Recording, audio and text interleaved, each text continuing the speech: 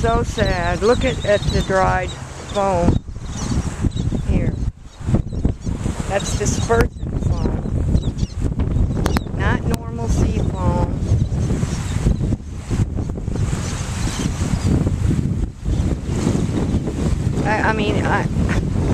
I've known and walked this beach for nearly 20 years, and I know this beach like the back of my hand, and I come down here and it doesn't look like this same location at all to me. 1 year and 1 day past the disaster of the Deepwater Horizon, and I don't even recognize my home beach. The amount of sand that's brought in here, the corexit foam, dead plant life, dead animal life.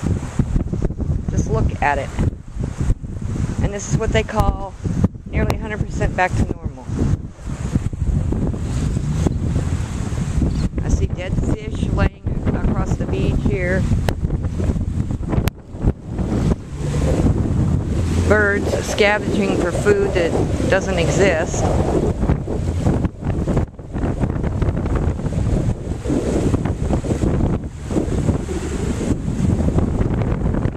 The ever-present moose.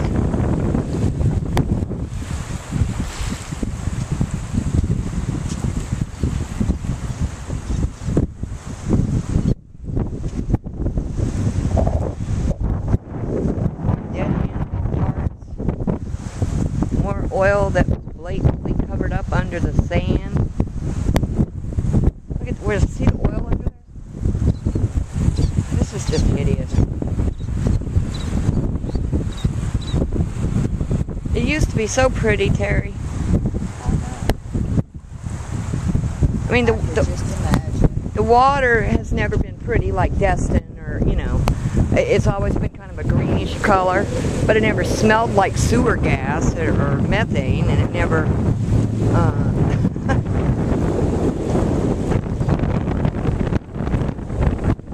this was probably a catfish that was caught here, and washed up.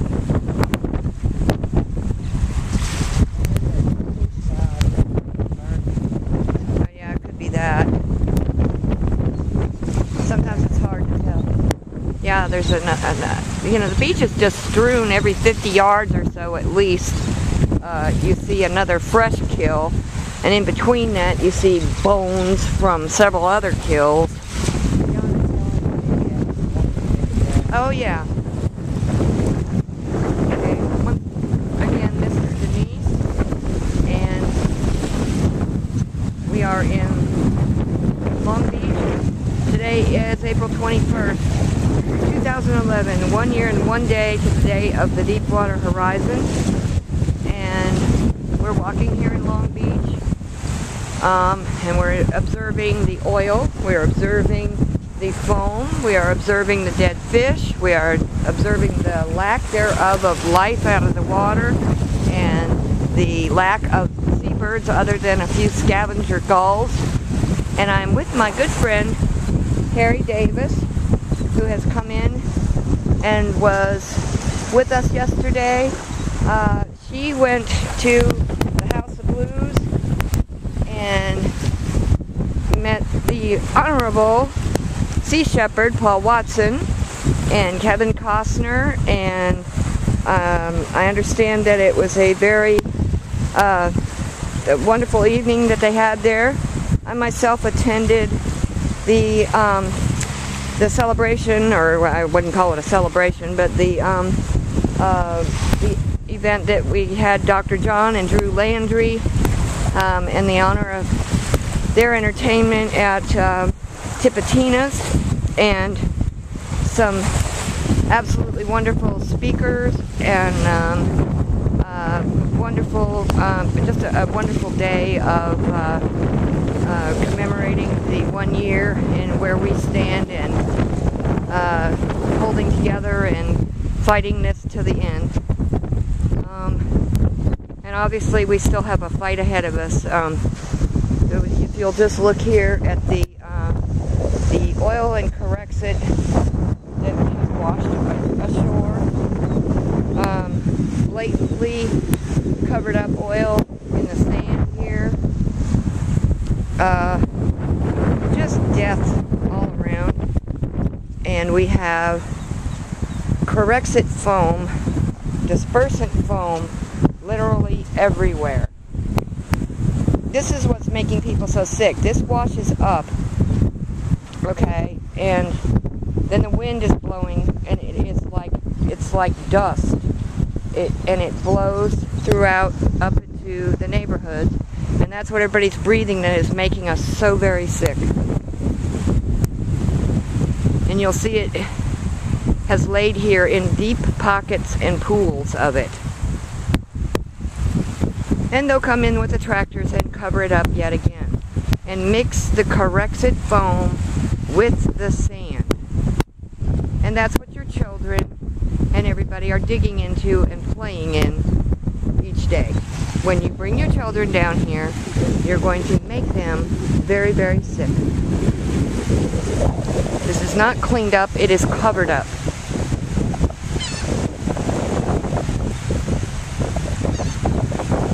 The smell coming off the water today to me is very chemical,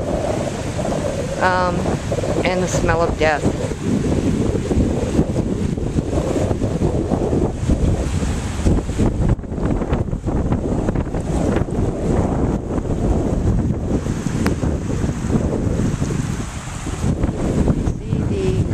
Dispersed oil here under the water.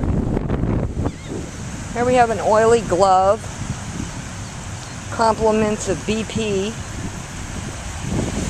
I guess they were using that for this marvelous cleanup they've done of these tar balls and the oil, and you see how well they've covered it up, huh?